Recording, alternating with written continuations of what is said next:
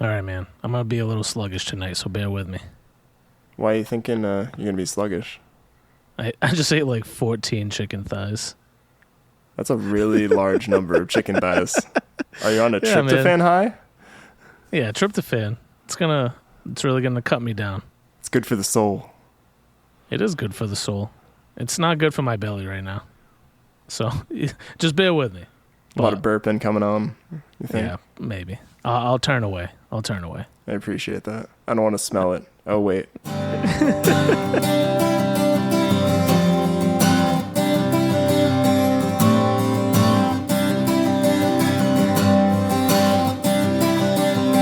Hi, I'm Nick. And I'm Josh. And this is the PUDs Podcast.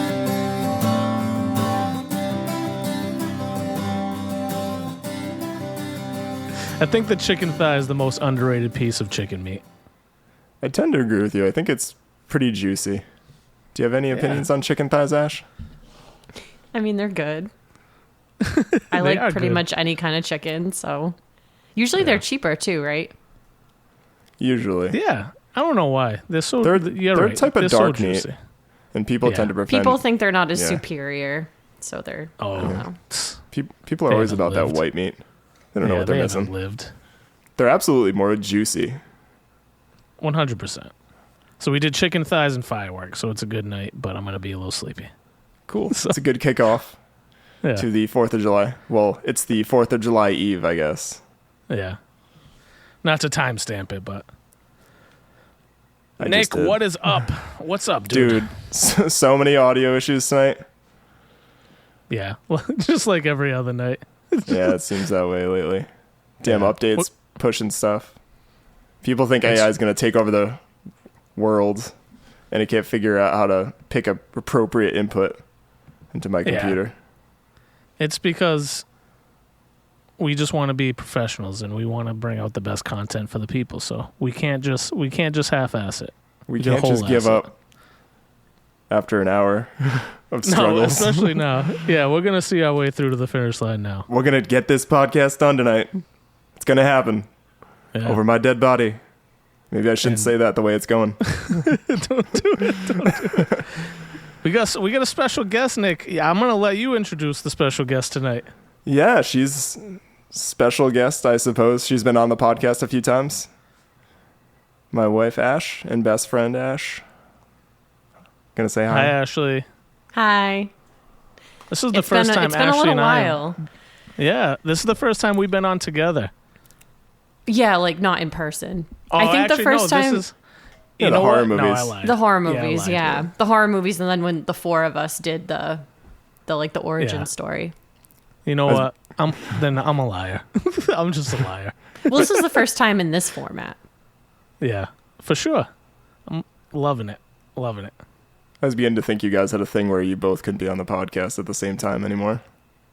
It was just, it's kind of like the Batman theory that you've never seen me and Batman in the same room at the same time. You've never seen me and Ashley on the podcast at the same time. I could be Ashley. Oh God, that brings on that's a lot. Are you implying that I've seen Batman?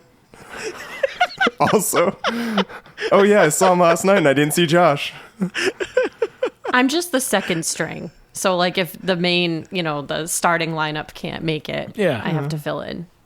You come off the bench. You're like Al Horford. You're the glue. You're the glue to the PUDs team, and you're a champion. She's the Derek Jeter. Derek Jeter. I was gonna say that. I was just trying to give her a compliment. Derek Jeter. You know what? Get out of here with your Yankees references. She's the Andy Pettit of the pitching staff. Oh my God. You're the Lenny Dykstra of the PUDs Podcast. We're just going to spend the next 20 minutes just making saying metaphors. Just saying great baseball names. Yeah. Chuck Knobloch. I'll keep going. Rocco Baldelli. Tino Martinez. Shea Hillenbrand. All right. Jorge Posada. Oh, okay. Man. You went to the Sox this weekend. You guys went to the Sox, right? We did. We did. Yeah, they went to the Sox on Sunday. They pulled a win off against the Padres, so that was cool. It was so hot when we first got there. Yeah, I saw the picture that you put on your story, Ashley. A couple beers in the sun, watching the Sox. Beautiful. Oh, the beers went down pretty quick because it was. You needed it for hydration. $50 out of your pocket. It's a beer and a water. Yeah, we had to do both. Trip. We had to be responsible. Beer and a water. I believe Ash was pointing out our sweat stains from our thighs. Oh, when the thighs are sweating, you know it's a bad day. It was bad. And then, like, it got better, though, as the game went on. And then it started to rain a little bit, but it actually felt nice. Yeah, it got better because we were actually getting rained on. Nice misting. Basically a nice misting. Yeah. Get to cool off the skin. You get up to anything good this weekend? No, I was absolutely horrendously sick. Yeah. Yeah. I had the whole house caught a terrible stomach bug, and I was out of both ends. We'll just say that. Oh, that sucks. Oh, that's awful. We're definitely sympathetic because a couple months ago when we had norovirus, it was terrible. Yeah, I don't know if this was. Right? Yeah. It started with Melissa and Sawyer caught it. And then we thought we were clear because like a day went by and they was starting to get better and Jeremiah and I didn't catch it. And then like that night it was like boom, ton of bricks. But what are you gonna do, man? It happens. I'm just glad I'm over that because there's a difference when you're throwing up when you're younger, or if like I had a night out drinking and I'm throwing up. I'm like, all right, I did this to myself. But like now I'm in my mid-30s and it's like. I just want to die. Every time I throw up, I just want to die. Well, it takes so much out of you. It does. Yeah. Yeah, I was gonna say when we had Noro, it's so bad. I've never. Yeah. Yeah, it was gross. But I feel like we were out of commission, whereas Rylan, she would puke and then she would just get up and start running around again. Like. Yeah. And Jeremiah is not like a graceful puker. He like throws his whole body everywhere when he's puking. He's like, so it's I feel bad for him, but it's funny. Oh, I was like that as a kid. Yeah, there's no controlling him, so I'm like, you just put a bunch of towels down around him and hope for the best. Oh gosh. Oh yeah, I was the same way as a kid. It was horrible. I would never make it to the toilet or the bucket. I would basically go everywhere except that. I believe your mom said she thought you were intentionally trying to throw up on the stairs. Yeah, I would like run towards the stairs and just like run up the stairs. Always the top of the stairs. Why? What was the sense of comfort at the top of the stairs? I don't really remember. That's just what I was told. Oh my Lord. She's like, enough about throw up in the sink. Yeah, no more. Yeah, that's enough. Let's move on. You want to do the music moment? Let's do it. Yeah, let's get it.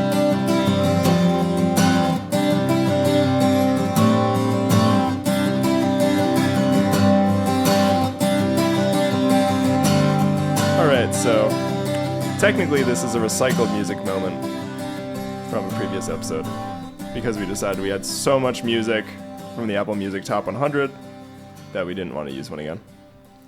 So we'll get back on the next music moment train. So for this week, I had the album Happiness Bastards by the Black Crowes. Recently came out in this year of 2024.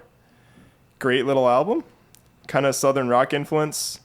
For those of you who don't know who the Black Crowes are, they've been around since the 90s. And their debut album was Shaker Moneymaker, which was pretty successful, sold many, many copies. Some of the singles I like off this album, and I've been really jamming out to, are Bedside Manners, Cross Your Fingers, and Flesh Wound. It's the 9th studio album by the Black Crowes, and it's actually their first since 2009. And I guess they've been kind of breaking up and reforming and doing their thing the past few years, but this is their first album since they've been back together in 2019. Yeah, so, I don't know the Black Crowes. You'd probably know a few of the songs from the 90s. I didn't know them a lot. I actually caught an interview that they did with Conan O'Brien and figured I'd check out the album since it just came out, and he kind of highly recommended it. Nothing crazy. It's got a lot of really good guitar riffs on it, some really catchy songs.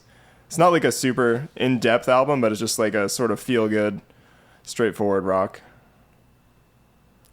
Yeah, I got to check that out. I definitely got to check that out. Yeah, so Happiness Bastards by the Black Crowes. Sweet. You got any Josh's jazzy music moments? I got no jazz this week. I'm just excited to get into the main topic here. All right, man. You want to roll into the main topic? Yeah, let's do it.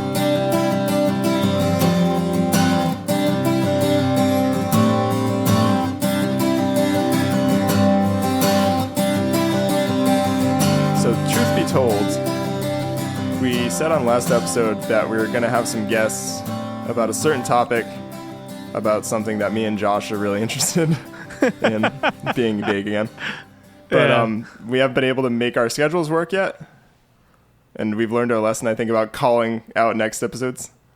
So Ash was kind enough to step up. Sorry, I have an echo in my headphones. It's kind of trippy. But yeah, Ash was willing to step up and actually interview her about what she does for work, which I think is super interesting, and I think a lot of people will find it really interesting. Yeah, man. I'm really looking forward to it, Ashley. I know a little bit about what you do, but I think there's definitely more in depth that we can go on it, and I think it actually, from what I understand, I think I can relate to some of what you're probably going to talk about tonight. So, yeah. Without further ado, do you want to just kind of tell us, Ashley, like what it is that you do? I mean, you don't have to say the company or anything like that, but if you just kind of like, why don't you tell the people what your title is, what your job is, and kind of what it is that you do within your career? Sure. So I guess in short, what I do is I work with kids with autism, and I work for a company that provides home-based services. The types of therapy that we use is applied behavior analysis, which is called ABA for short. I started off in the field as a therapist who would directly go into the home and work with these kids and work with these families. And then I ended up getting my master's degree. I became a behavior analyst. That's essentially like what my main title is. And then I ended up moving towards more of a management position. So like my official title is a regional director, but I'm a behavior analyst as well. So a little confusing. It's not like just one title. There's like my main job title, but then there's like basically what I do, and I'm a behavior analyst. Okay. So as a behavior analyst, like what's the goal? Or how do you even, what's the initiation for you to even, I guess, take on cases or things of that nature? Like what triggers you to even be in people's homes? So it's a good question. I feel like a lot of these questions are kind of like long. I'll try not to give like super long-winded answers, but in short, so again, would it be helpful maybe to just talk about kind of how I got into this and kind of the progression? Yeah, sure. To kind of lead up to your question? Just explain it to me like I did 6 years at a 2-year community college. I will not make anything complicated.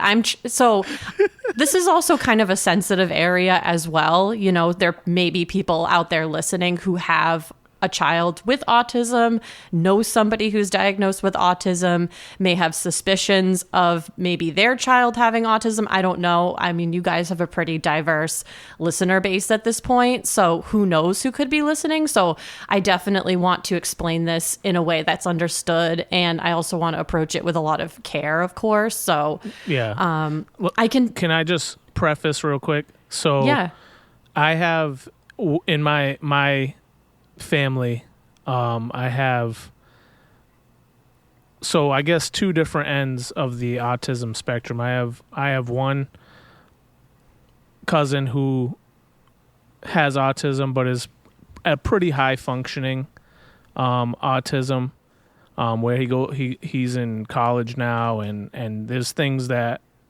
definitely can trigger him in different ways, but he can have communication, dialogue. Like he's not, I guess you would be able to explain that better than I would. And then I have another cousin who's a little bit, things are a little bit tougher for him. He does, like having a regular conversation is tricky.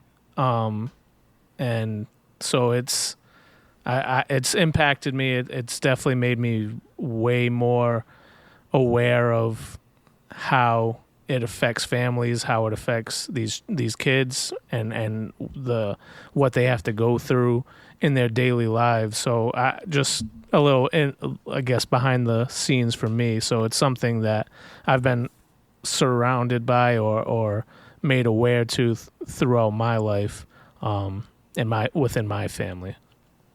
Okay. Yeah. I think I knew that you had people in your family who were diagnosed with autism. I feel like I've heard that from you before, but it definitely goes to show though how like it really is something that is pretty prevalent and it's definitely becoming more prevalent. There's all kinds of arguments for maybe why that is. I personally think it's because we're just better at recognizing it and diagnosing it.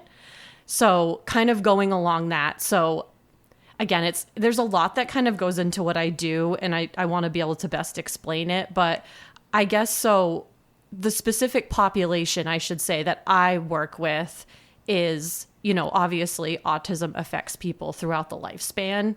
Once you're diagnosed with autism, you may get to a point that you don't meet criteria for the diagnosis anymore. But for the most part, when you're diagnosed with it, it's something that you're going to deal with in different ways throughout your life. So I specifically work with early intervention age children. So these are children that are diagnosed as young as 1.5, 2 years old. And then the oldest I typically work with is till around 10 years old. So I'm working with more of the younger population of kids. And I've definitely noticed that since I've started, kids are getting diagnosed younger. Like I just got a referral in the other day for a kiddo who's younger than Rylan and has already been diagnosed, which that's a whole other thing. We can talk about that too, just like since being a mom, how that's changed my perspective on things. But that's essentially the population that I work with is young. So basically kids who have just been diagnosed, we're catching them early. They're like little sponges when they're that age. That's their best chance for acquiring the skills is, the younger, the better. Yeah. So basically, if I'm getting it correct, basically these children have been diagnosed by a doctor, and then are they referred to your company to be able to prepare them for whatever it is, or to be able to give therapy in some type of way? Is that how that works? Yeah, so the process that they go through is typically these kiddos are already in early intervention, so they're already receiving early intervention services. For those of you who don't know what that is, that could be for varying different reasons. Some kids start receiving early intervention immediately following birth if there's already challenges that they're facing when they're born. Some kids, they'll go to the pediatrician for their routine checkups and there's some type of a delay physically or with speech or whatever it might be, and the pediatrician will typically refer them to early intervention. And then typically along with early intervention, the pediatrician, anyone else who's providing care to that child, they'll then typically make that recommendation for them to go get an assessment for an autism diagnosis. In order to get the diagnosis, you have to be assessed by either like a psychologist, sometimes neurologists will do them, but essentially you have to be assessed by a medical professional. Once the medical professional gives the child that diagnosis, then early intervention essentially refers them to us. Because one of the top things that is recommended when a child receives an autism diagnosis is applied behavior analysis services. They recommend that they get some type of ABA service to help with the areas of concern that got them the diagnosis. Super cool. Got it.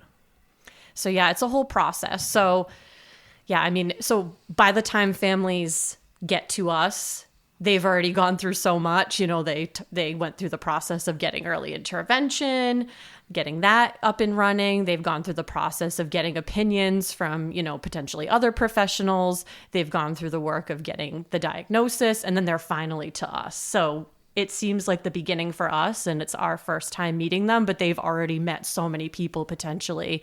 And sometimes it's been like, you know, 6 months to a year in the making for them to get to us. Right.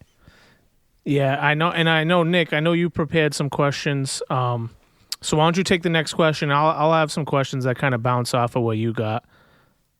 Sure. So I was going to ask, because I don't think we've really gone over, even though you've been mentioning autism, but can you describe to people who aren't familiar with what autism is, what the diagnosis is? What it is, I guess. I'll do my best. So autism, it's in the DSM, which is essentially the diagnostic manual where, you know, all different types of neurological, developmental, psychological diagnoses are. So it is a medical diagnosis. Autism is a spectrum. So that means that if you've met one person with autism, you've only met one person with autism. It's characterized by essentially deficits in the areas of communication, socialization, play skills. It can result in that person having very like restrictive or repetitive patterns of behavior, very narrowed interests, not much interest in potentially what's going on around them. That's essentially what it is. And I mean, the view of autism has changed so much even since I've been in the field, but that's essentially what it is. There's deficits in social skills, communication skills, play skills, and there's a lot of restricted patterns of behavior. I like the way you just put it. So if you've met a person with autism, you've only met one person with autism because of the spectrum. So it's like every person is unique in their own wherever they're at. So everybody's like a grain of sand. They're all different, right? Yep, exactly. I mean, just like we're all different from each other. And that's very well said. And you can't tell if someone's autistic by looking at them. That's definitely something I want to mention. Like at a glance, like seeing a child, you wouldn't be able to tell, you know, if they had autism or not. It doesn't result in them having any different facial features or, you know, way of looking or anything like that. If you spend a little bit of time observing them, you might see maybe some like, you know, repetitive behaviors, flapping their hands, jumping up and down. They may like be stimming and humming or, you know, but again, every kid is so different. But I want to note that like they don't look different than any other child or any other person. And I know, and this is more of a question because you're my wife and I know what you do, but you did mention the term applied behavior analysis, and I know that your company uses that to help do therapy essentially. Do you want to go into what applied behavior analysis is? Yeah. So again, I'll keep it simple. You know, people can do their own research and get a deeper dive into it. But applied behavior analysis, which we refer to it as ABA for short. So it's a science. It's based on the principles of behavior. You know, we use strategies like positive reinforcement, things like that. We look at, you know, how we look at human behavior. Why is human behavior happening? How can we change that behavior for better?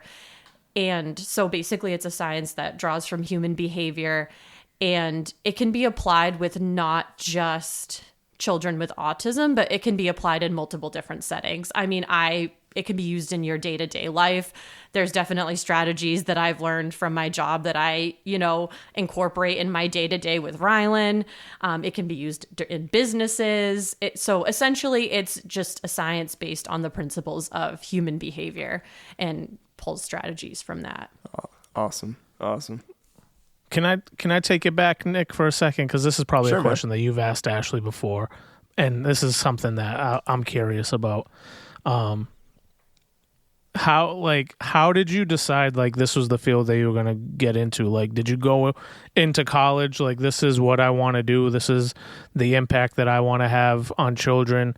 Did it have to do, like, I know your mom is within the school system, was that something that kind of led you down this road? Like, kind of how did you get to this point where this was like, yeah, this is my career, this is what I want to do? So I always knew that I wanted to help people in some way. Like, I wanted to be in some type of a helping profession. And I've always been very, very interested in just psychology in general. So I ended up going and got my bachelor's in psychology.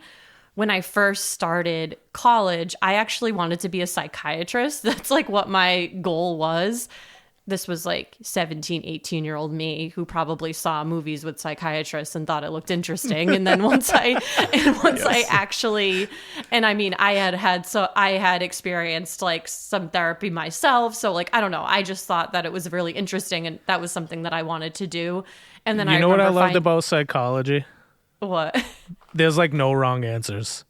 No. Yeah.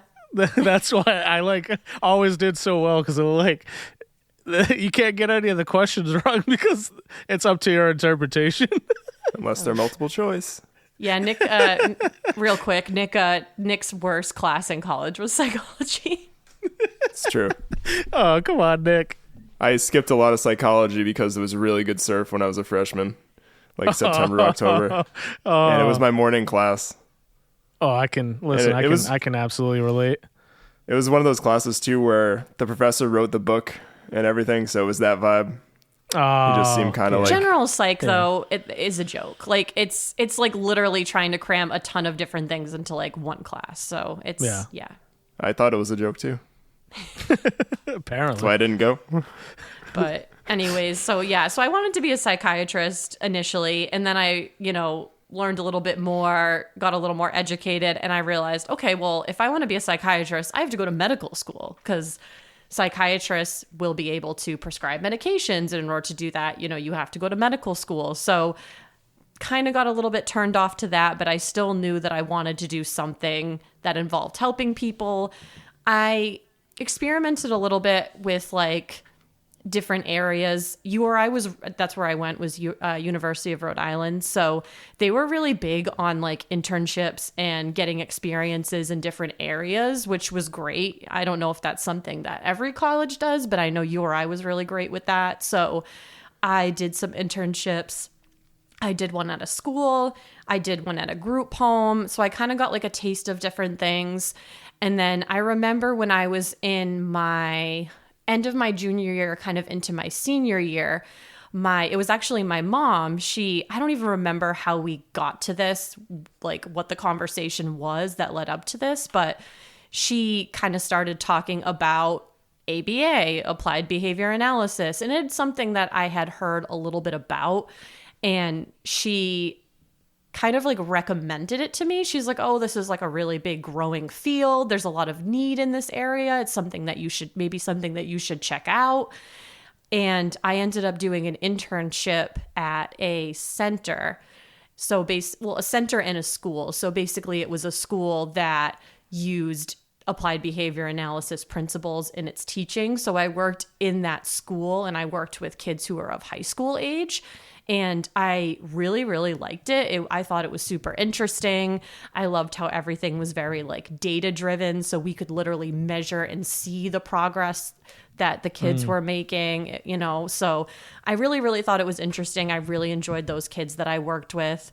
So I was like, this is interesting. Why don't I try, maybe getting a job in this field? Because this was an internship, so it wasn't paid. I didn't end up staying with the place I interned at because it was too far from my house at the time. So I ended up getting a job at actually where I work now. So I've worked where I work now for over 10 years. And I don't know, I kind of like really fell in love with the field and just like the impact. And I had, some clients that really impacted me and just the progress that I witnessed them make. And it's just something that, I really enjoyed and I've been with since. I don't know if it's something that I'll eventually explore maybe other avenues, like, because again, ABA can be used in so many different ways, but for right now, working in the homes, and I really like working with kids. I really enjoyed working with the high school kids, but there can be challenges with that I personally don't know if I'm appropriate for. So I like working with the young kids, and I like really seeing them when they first get that diagnosis, and I feel like you can make such a difference when they're that young. Yeah. There's a nice sense of when you can see something be accomplished, you can see the work that you're doing is making an impact. It definitely sticks with you, so I can see why you would stick around and keep doing it. Yeah. So that's kind of the long story of how I got into it, really. So kudos to my mom for recommending it, and it is definitely something. Shout out, Lisa. I knew she played a role.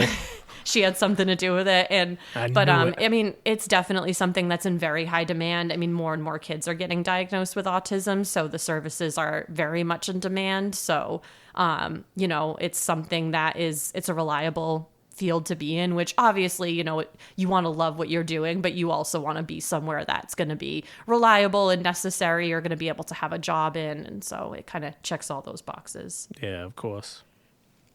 Yeah, I guess I had two different questions that I thought of while you were just going through that. So to keep with the schooling, I know you got your master's at one point, and what step was that, I guess, to get in that, at your job? I forget what position it was.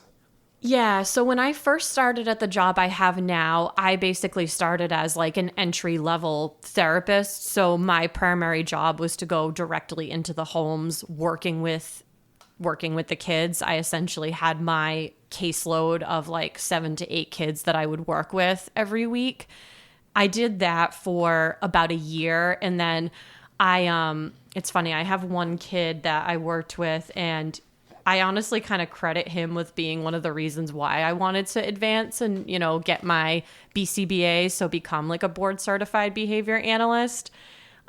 Just the amount of progress I saw him make. And he was such an interesting kid to work with. He was also very medically complex, and he was 2 years old, and he basically went from being nonverbal to essentially reading by the time he was 3. Wow. This kid, so cool. Wow. Yeah, this Yeah, kid was awesome. amazing. So anyways, he's kind of the one who kind of pushed, I was wow, if I could continue working with kids like this, but move up in this field, that would be great. And obviously, again, I love doing it, but at the same time, financially and with money in that field, you can only go so far with just your bachelor's degree. Right, of course. By the time I had been at my company for about a year, and the only way for me to really grow and advance in the field was to get my master's degree. So when I was about a year into working at my company,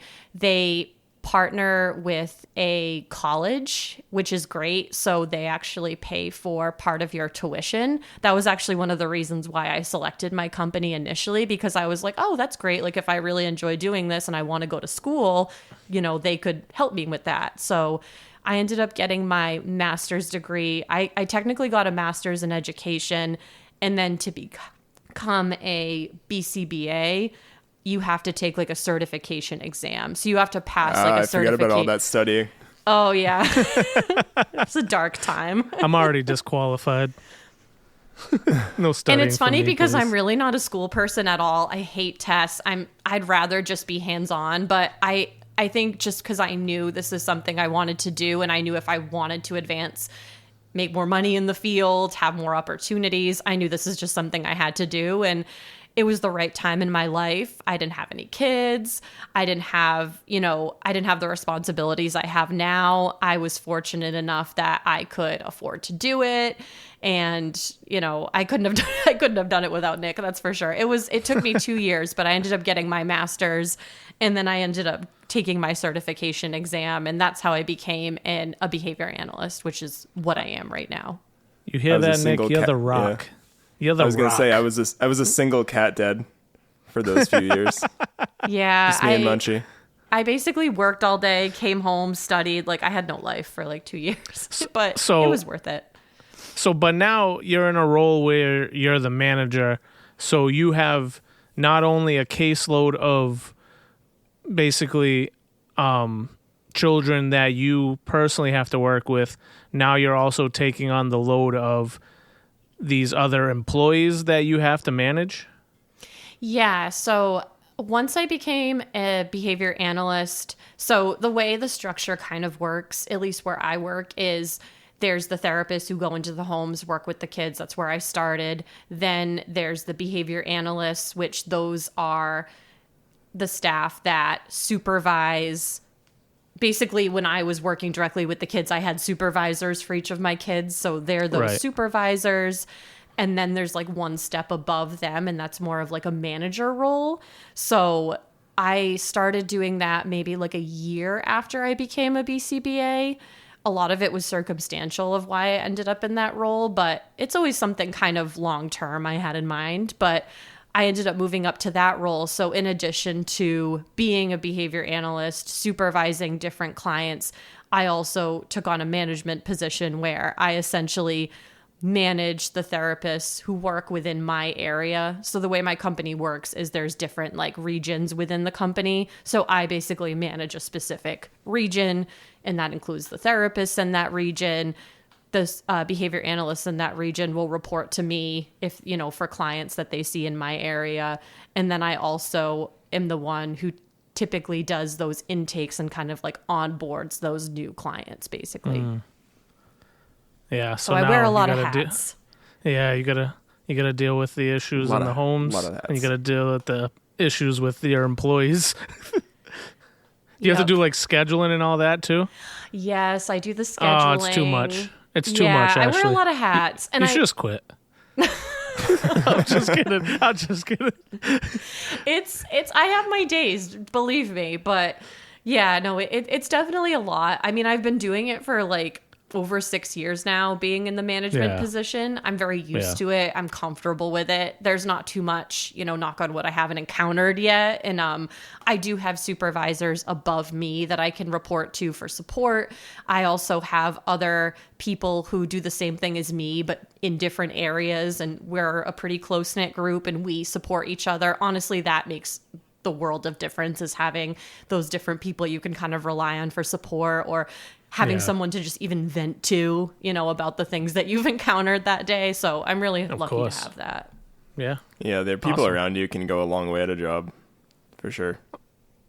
For sure. So I was curious, you kind of mentioned some of the challenges of your job, but I was going to say, what's the most difficult part of what you do on a day-to-day basis? And I was going to say on the flip side too, what's the most rewarding part of your job? Okay, well, we'll start with the most difficult. We'll end with rewarding. The most difficult part of my job, I would say, I'm trying to think of how I want to word this, but I would say, so because of what I do, I'm going into different people's homes. When you're going into someone's homes, it's not as simple as just sitting down and working with them and working with their child. You're essentially getting an insight into their life, and their different areas that they have to manage outside of just your services. So I think being able to kind of take all of that in and, not bring some of the things that I hear and some of the things I see home with me can be a challenge sometimes, Yeah. I mean, I've seen families break down and cry. I've seen families have other challenges outside of just having a child with autism and having people come into their home. Like, we're kind of the least of their worries. So I think just kind of taking all of that in and being able to kind of like leave it at work, not carry it over into like home. So I think just like maintaining a good like work-life balance. And it's definitely something I've gotten better with the more I do it.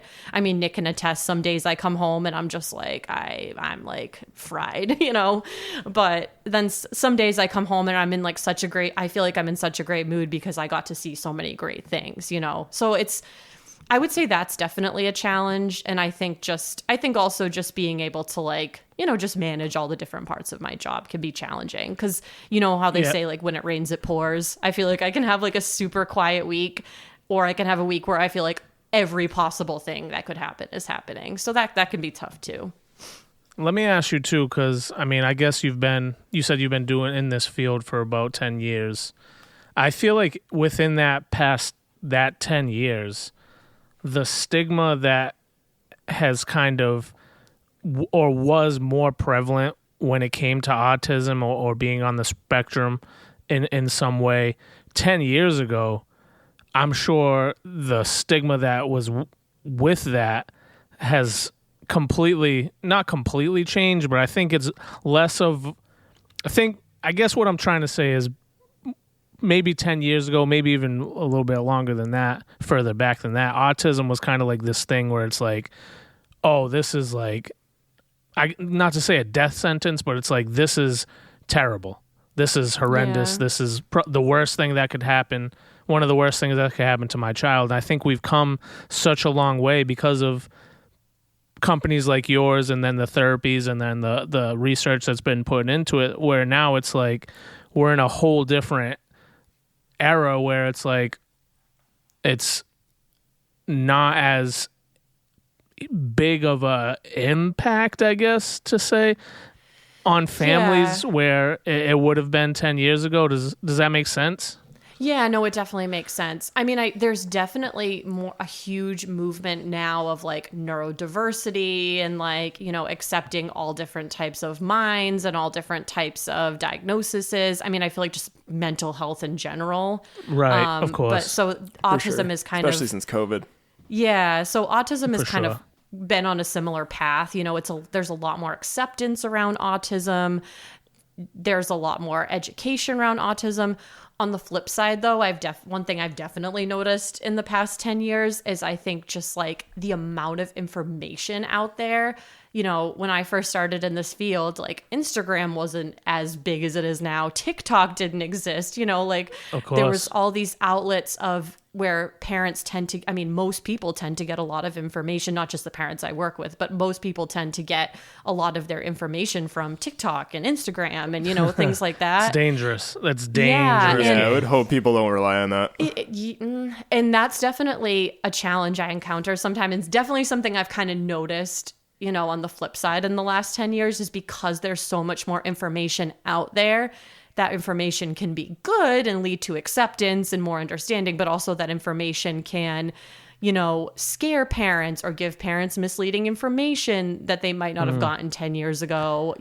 People will post videos of like their 6-month-old being like, I think my 6-month-old has autism. They're doing this. Like there's just like all kinds of like stuff out there. And there's also a dangerous game.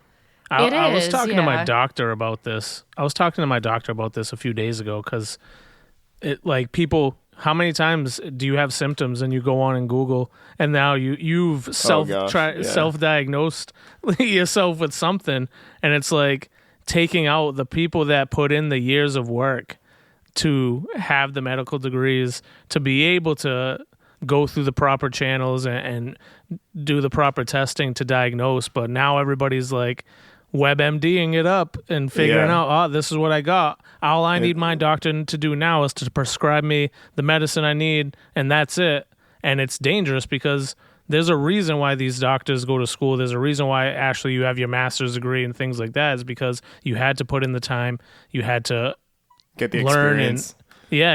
Get the experience doing it. Like you had to study, do your research and all these things so that you can be called a professional. Like, we're not professional doctors. You shouldn't be WebMDing or TikToking and saying, yep, this is what I got now. Like, yeah, you could have something, but that doesn't necessarily mean it's that. Doesn't necessarily mean it's autism. Doesn't necessarily mean you got cancer. Like, leave it to the professionals, people. For sure. And I mean, kind of going along with that too, like there's a lot of really positive videos about what I do in particular. So ABA, there's a lot of positive content about ABA out there, but there's also a lot of negative content about ABA out there. And, sometimes I meet parents for the first time when they do like their initial intake meeting, which is basically they're just interviewing to try to figure out who they want to work with their child, like which ABA company are they picking for their child. So some of these parents, I've had parents mention like,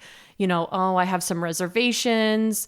I'm going to be honest. I've seen a lot of like negative videos on TikTok about ABA. So like that's definitely something I'm encountering more. And again, I don't fault the parents at all. Like they're just trying to get information. They don't know where to turn. And there's just so much information. So that's definitely scared. A change I've noticed. But it's good. It's both good and it's both positive and negative. Like, but at the same time, there's also been so much more acceptance around autism. We're starting to pay a lot more attention to like autistic voices. So people who are able to express, you know, their experiences with ABA or just having autism in general. So we're listening to those voices a lot more. I actually went to a conference in May, and there was like a panel discussion, and one of the people on the panel was somebody with autism who received ABA when they were little, you know? So like, I feel like we're listening to those voices a lot more, and we're not just kind of like, I don't know, they're more at the forefront now. We're not just kind of shoving kids to the side or like, you know, don't worry about them, you know, they're fine. Like, yeah,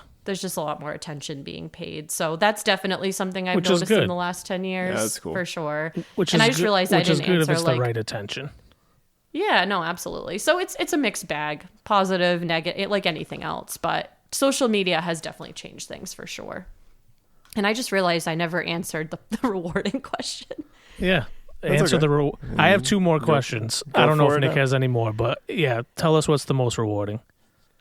So I would say probably the most rewarding, and I mean, I've touched upon this a little bit already, but I would say just seeing the progress is the most rewarding. I mean, that's honestly what keeps me continuing to do this is I believe in what I do and I believe in this field. And I know that with, you know, consistency, if it's applied correctly, you know, I know that it will lead to positive results. So like, I think just like seeing the results every day, like, I mean, I have so many little stories of like, there's been times I've witnessed a child say their first word, you know, or I've witnessed a child say like mom for the first time, or I've seen a child look when I call their name, like with directly give me eye contact. Like I can mention a lot of those things. And I have to say, like, I feel like those moments I definitely got more of when I was just like a direct, when I was just like an entry level therapist. I feel like you're there all the time as opposed to popping in. And I think just also getting to know all the different families, working with, because again, every child is so different. I've worked with so many great families. And you know, it keeps things in perspective for me sometimes. Like, I think sometimes if it's like a nice, like, check of like, you know, look at these challenges that this child is facing and these families are facing, but they're still showing up every day and they're, you know, they're here for the services. Yeah. They're trying to do the best for their child. So I think all of those things are very rewarding for sure. You're doing the Lord's work, Ashley, because it's I can't imagine carrying you have a lot of patience. Yeah, I can't imagine carrying that burden of just seeing like the different parts of the spectrum where it's like this person's life is impacted in such a way, and it's like some of them may never live a quote unquote maybe normal life, and that would weigh heavy on my heart. Like, so you're doing some big things, Ashley. It takes a really special person to do it. Oh, well, thank you. Yeah, it's again, I definitely enjoy it. And I think what makes it I think that's why I like working with the younger ones, because I mean, and again, there's so much need, and I honestly probably have the most respect for those individuals who work with the older population with autism and the adults, because I feel like there's a lot more emphasis and focus on early intervention, you know, young kids, getting them in for services. But I wish there was more for people who are older with autism. So I give those people so much credit too, you know, for sure. Yeah. It's almost like they were born in the wrong decade. You know what I mean? Or just the parents didn't have the resources that the parents have access to now. You know, there's so many factors, but it's tough. It is. Yeah, it's tough. And I mean, I think it's going in a positive direction. I mean, it's definitely a lot of need though. Definitely a lot of kids who need services. So I don't know if you had any more questions, Josh. I had one more, but I think it'll be a good closing question to sew things up. Yeah, I got two, and this one's a little more personal. So if you don't feel like you want to answer it, just don't answer it. Do you find yourself, like, with your own child now, do you find yourself looking for signs? That's a good question. So I think it's like, I feel like when Rylan was younger, I feel like I had worries around other areas more so than, like, you know, some of the like, it's not like I was really looking like, oh, is she, you know, is she making eye contact with me? Is she imitating me? But I definitely was a lot more like, I feel like I paid more attention and noticed more of the things that she was doing. I would say maybe not necessarily the things that she wasn't doing. I think it was more on the other side of, like, I would really notice all of the things that she was doing. Yeah. So like, I was like, oh my God, she's this young and she's already doing this. Like, I think because my perspective is I've worked with, you know, younger kids on the spectrum for so long, I feel like that's kind of just what I'm used to, and that's like their progression is more what I'm used to. So I think just seeing, you know, a quote unquote typically developing child, you know, thus far, you know, she's definitely a typically developing child. I think it was just crazy to me, all the things that she was doing that, like, I was like, oh my gosh, I didn't realize, like, she would do this at this age. Yeah, she's doing so great. She's doing really well. But I also think too, maybe not even necessarily like I was looking for like negative things, but I think I felt like it gave me a little bit of an advantage doing what I do, because I feel like because you have the knowledge, right?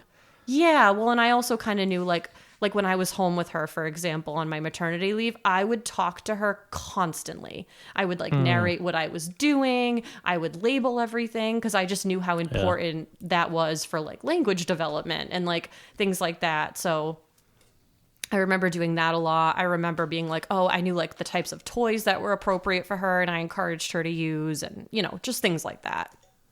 And now she doesn't stop talking.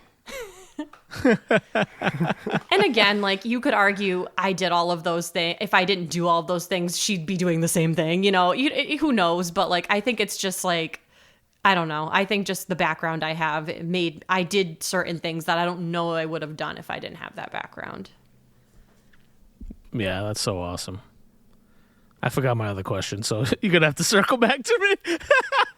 All right, man. Well, if it comes to you, let me know. So to sew things up, I was going to say, do you have any resources that you'd like to point people towards if they think that their child might be on the spectrum or they might have autism?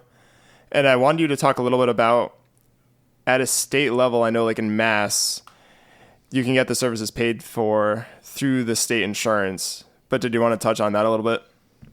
Sure, yeah. So, I mean, we can definitely, when you put the episode out, I can definitely share with you some like links for resources. Yeah, we can share some links.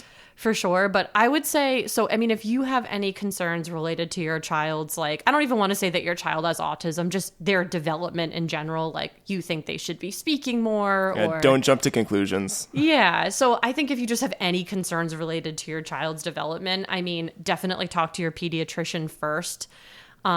If you don't necessarily like the answer that your pediatrician is giving you, I believe you can still seek out early intervention services on your own. So early intervention services are made available to children basically birth to age 3, at least in Massachusetts. I don't know how that is in other states, but I know in Massachusetts, birth to age 3 is early intervention.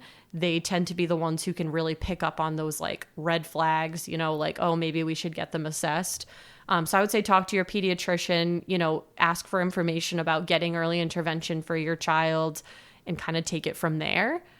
I would definitely start there. If you have a child who is older, so maybe beyond the early intervention age, and you have concerns, because there's adults who get diagnosed with autism, you know, like I'm reading more and more things now about like adults who are getting autism diagnosis, and they're like, I finally have a name to like all of the challenges I've had in my life. Now I know like, oh, I have autism. So it's not just necessarily young kids. So, if you're older, if your child's older, again, I would talk to their pediatrician. they wouldn't be able to go through early intervention, but they may be able to guide you in terms of like maybe getting them to be seen by like a developmental pediatrician who tends to have a little more insight on those types of things as well. So hopefully that's helpful. I mean, I would kind of default to your doctor first and then go from there. They would probably be able to give you the resources and the best insight. Because again, it might vary on state to state too. I only really know Massachusetts and kind of the resources for Massachusetts. Understandable. So, is there any general like websites for autism or anything like that? Yeah, absolutely. We'll throw some we'll throw them down in the show notes. I mean, folks. there's like an Autism Speaks website. There's so exactly that's what I was thinking. There's so many like different pages related to autism now. There's so many like autism groups for like parents, for people who have autism themselves. There's so much out there. A lot of support out there. Yeah, so I mean, I can definitely share some of that stuff for you guys to share. I know you said something about insurance. I mean, that's kind of like a whole other thing, but I know, but I was curious if it was available where insurance will actually pay for early intervention services in any state. So early intervention goes through the state. Our taxes pay for early intervention. You don't have to pay for the family doesn't have to pay for early intervention services. It's a state. I thought I thought it was through the state health insurance that they were on. So once they so in Massachusetts we have a state level insurance called Mass Health. Mass Health, they will typically cover ABA related services. Like you won't have a copay. Yeah, so it's state health insurance people would apply for though. Yeah, but that's not for early intervention. So you can be early Gotcha. You can be in early intervention and have Mass Health, but early intervention that's just like a state funded service. It's not something that you have to pay for. Mass Health is the bomb, yo. But it you is. have to Mass qualify for it. Yeah, so you have to qualify for it. I definitely have parents too where their primary insurance is not Mass Health, but they will get it as a secondary insurance, basically just for ABA. But yeah, you do have to qualify for it. There's a whole process to qualify for Mass Health, but Mass Health is one of the insurances that providers will accept that does not have like copays, basically. Man, I grew up on Mass Health. Ooh. You get everything. Mass Health is great. I mean, I don't know if Rhode Island has something equivalent to that or what other. I mean, it's basically just our Massachusetts state level insurance, but there's a lot of resources through Mass Health as well. Like, so you don't need. You could have no insurance. That's what I was trying to ask. Yeah. The state would basically pay for their early once intervention. you turn 3 years old, it's through your insurance. Our services. Gotcha. Okay. Cool. Thanks for sharing, Ashley. Yeah, thank you, Ash. Is ADHD on the spectrum? That's a different diagnosis. Okay, because I need to be diagnosed because I can't remember what my second question was. So, and I'm pretty sure like I have some type of ADHD. And keep in mind, so like to anyone listening, this is like an extremely vague overview of autism, of ABA. I'm like barely scratching the surface. Hopefully, that was all helpful and kind of gave some insight into what, into autism, and again, ABA is just one type of a service that can be beneficial to somebody with autism. There's other supports out there as well. ABA is just one therapy and one type of service that a child or an adult, can receive. Yeah, I thought that was super interesting. It's especially being something that's affecting our society pretty heavily these days, or at least being diagnosed more. Yeah, it's definitely. I mean, we have a whole month, right? Autism Awareness Month. What month is Autism Awareness? Is October? April. Yeah. Yeah. So, I mean, it's definitely huge. It's huge, and it's very. I guess, for lack of a better phrase, it's very mainstream. But that's good because there's awareness being brought to these things, and it's good. It was good to have you on, Ashley, to bring awareness to the resources that people can have for early intervention and things like that to kind of help them and their family through the process. I would say to our listeners, if you have questions regarding this topic, you can reach out to us and send us a message, or Ashley, I'm sure, will share her Instagram or something like that later that you can privately message. Or if you're interested, I think maybe even in getting into that field and you have more questions, I think Ashley would be a great resource if you're willing to answer questions, Ashley. Yeah. No, I'm happy to help. I mean, again, if you're interested in working with children, you have some interest in maybe getting more information about ABA, I'm happy to help. And there's a lot of different avenues you can go. Like, I work for a home-based provider, but you can work in a school, you can work in a center, you can work in a hospital. There's a lot of different places you can work. So good. You want to get to the dissent, big guy? Yeah, I was going to say, you want to do a dissent quick hypothetical? Yeah, let's do it.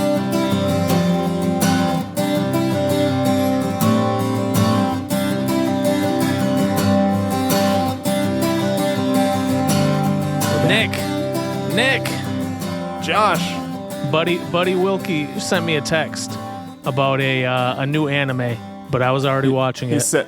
He sent me a text about the text that he was going to send you.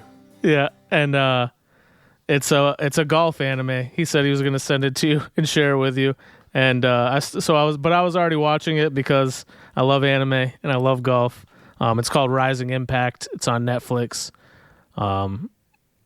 Check it out, Nick. Just watch it. Just give it a shot. He was telling me that I should watch it. Is it good? Yeah, Did you finish it? I'm about halfway through. Good, It's pretty good. It's pretty good. Maybe I'll peruse it. Yeah. Give it a go. So I don't think I have much in terms of watching anything other than I'm watching Deadliest Catch again. Of course, you were perpetually watching Deadliest Catch, so you can't. I've been watching it longer than I haven't now. I have to keep going. Ash, do you have anything? Josh, have you seen Lover, Stalker, Killer? This is just our differences in shows. It's a documentary on Netflix. I just watched it the other day. It's crazy. Have you watched what was it called, Baby Reindeer yet? No, not yet. It's a mess. Don't watch it. I've heard. It's really good, but it's not good. I just remembered what my second question was. Just real quick. All right. Love on the Spectrum. How do you feel about that show? I love that show. I love it. Man. I've watched it with you a lot too. I love it. And I mean, again, I think they do a good job of I mean, I don't know how many different seasons you've seen because there's multiple different seasons, but I think they do a good job of representing how autism varies from person to person. I do think they do a nice job with that. I have not watched any of it. Oh. And just because, and hear me out, I feel like they're taking advantage of these people. Okay? I think they're being trotted out there and listen, it's great to show all that and to show that this is something there's love for everybody. There's somebody out there for everybody. I can understand all that. I just think they're kind of taking advantage of them in a way. I don't know. I'm sure it's a great show. I'm sure that hopefully they have the right idea in mind of what they're trying to do, but it just feels a little ick to me. No, I know what you're saying. I mean, I do really like how they they definitely show it's not just them, they show their families and people who are close to them.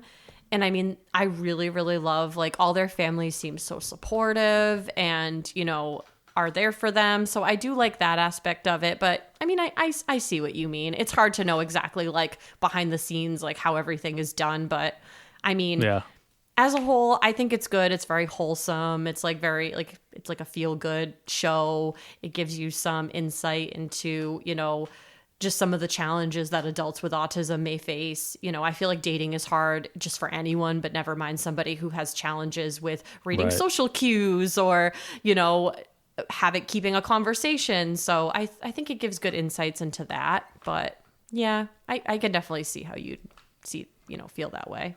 Fair enough, Ashley. Fair enough. That's just my take. I don't know. No, I know what you mean.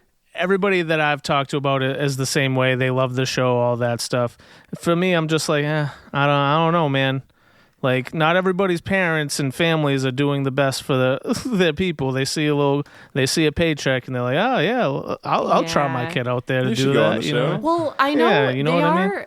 They are adults, so I don't know if that makes a difference or if that makes, like, if they're deciding they want to be on this show and it's their thing and the families are just agreeing to be in it. I mean, I'm not sure, but definitely check it out though. It's cute. I've made Nick watch it with me a couple times. They're so honest. It's like very refreshing. Like I wish everyone Yeah, there's that one girl that's like super obsessed with having sex.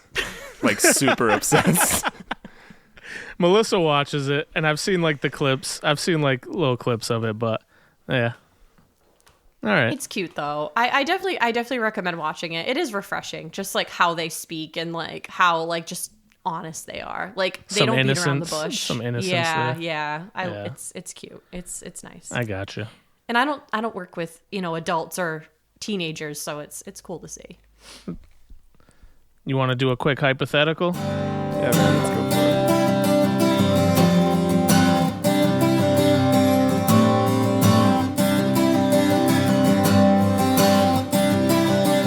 All right, Nick and Ashley. Let us assume you met a rudimentary magician. Let us also assume that he can do 5 simple tricks. He can pull a rabbit out of his hat. He can make a coin disappear. He can turn the ace of spades into the joker card. He can do 2 others in a similar vein. These are his only tricks, and he can't learn any more. He can only do these 5. However, it turns out that he's doing these 5 tricks with real magic. I did not read this before. Okay. Man. It is not an illusion. He can actually conjure the bunny out of the ether, and he can move the coin through space. He's legitimately magical, but extremely limited in his scope and influence. What's going to be the conundrum with this one? The question, would this person be more impressive than Albert Einstein? Ooh. So this is a man that can do actual mundane magic. Like he does like the most boring magic. Yeah, but it's still real. Like he can conjure a rabbit. But so, I mean, is he as intelligent as Albert Einstein, or is he just like an average dude who has like these random magic capabilities? He's just a rudimentary magician. It says nothing about his intelligence. I would imagine he's an average intelligence man. Well, they say rudimentary magician, but he's legitimately doing magic. Yeah. But I don't think... Well, I guess that depends on your definition of magic. And he's not capable of learning anything new, you said. Yeah, he can only do those 5 tricks. He can pull a rabbit out of a hat, make a coin disappear, turn the ace of spades into the joker card, and 2 other tricks. I think Albert Einstein just gave more to like society than just being able to do random magic. Like, because I feel like those tricks don't really like accomplish anything. They're cool, but like, what are they doing for? But you said society? Impressive, right? Yeah, the question is, would this person be more impressive than Albert Einstein? I don't know what Albert Einstein was like in person. That's the one thing.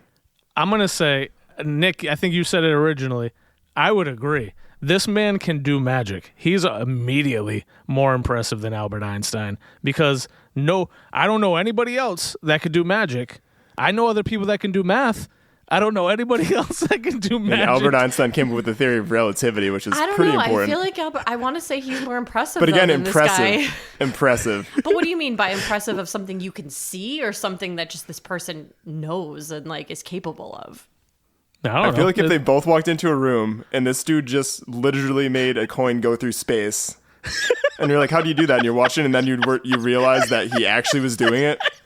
That'd probably be more impressive than what Albert Einstein could explain. This guy is more impressive. At like a face value, he is. But like I'm imagining he's like writing on a chalkboard and this dude's like just conjuring rabbits out of nothing. I have to say, just because of the word impressive, I feel like the magician has something going. I don't know. I just feel bad saying that somebody's more impressive than Albert Agree to Einstein. disagree. I don't know. I don't care personally. There's no right answer. I pictured Albert Einstein drawing on the chalkboard too, Nick. And this guy's over here just, I got the ace of spades. Oh, now it's the joker card. And I'm just like, wow. We're just like, can you do that again? Magic. But how do you know it's real magic? He could just be saying because the magic. The hypothetical said so. Yeah, the card said so. You know it's real magic. Hypothetical is the word on this. He's legitimately magical. Yeah, for me, 100% more impressive. Ashley, you say no? I mean, I would You say Albert Einstein? At a face value, the magician guy is more impressive. Don't be peer pressured. No, just based on, I guess, like, Okay. now that you've explained it, I don't know. I was thinking just, like, in general, like, Albert Einstein is probably more impressive with what he's accomplished and what he's capable of than this guy. But if you just were to walk into a room... He didn't make coins float through space. I don't... But, like, what does that accomplish, though? It's just cool to see. I don't know, but it's pretty wild. I'm going to go back to my original argument. The fact that this is the only magic man and there are other people that can do physics and math and all that other stuff. Somebody else would have gotten there eventually, right? To whatever Albert Einstein did. Somebody else would have probably figured that out eventually. Maybe. This is the only magic man alive. I'm going with the magic man.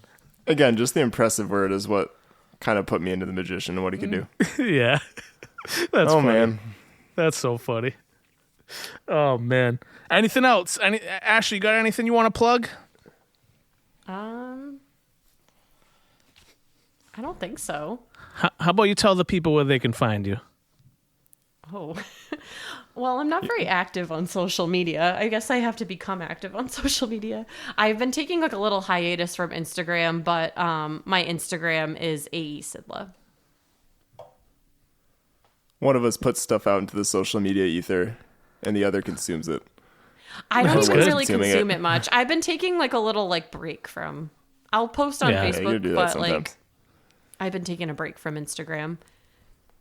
But Sometimes you need an a good social media douching. You just got to like douche it all out. So I just post stuff. But you can find me on as AE Sidla. Yeah. So if you have a question, like we said before, if you have any questions or anything like that, you want to learn more, reach out to Ashley on Instagram or on the socials, or you can reach out to us at PUDs Podcast, Facebook. Shoot us a text. Yeah, shoot us a text. You can shoot us a text. We'll respond. And you might get a shout out on the PUDs Podcast. So don't be afraid to do that.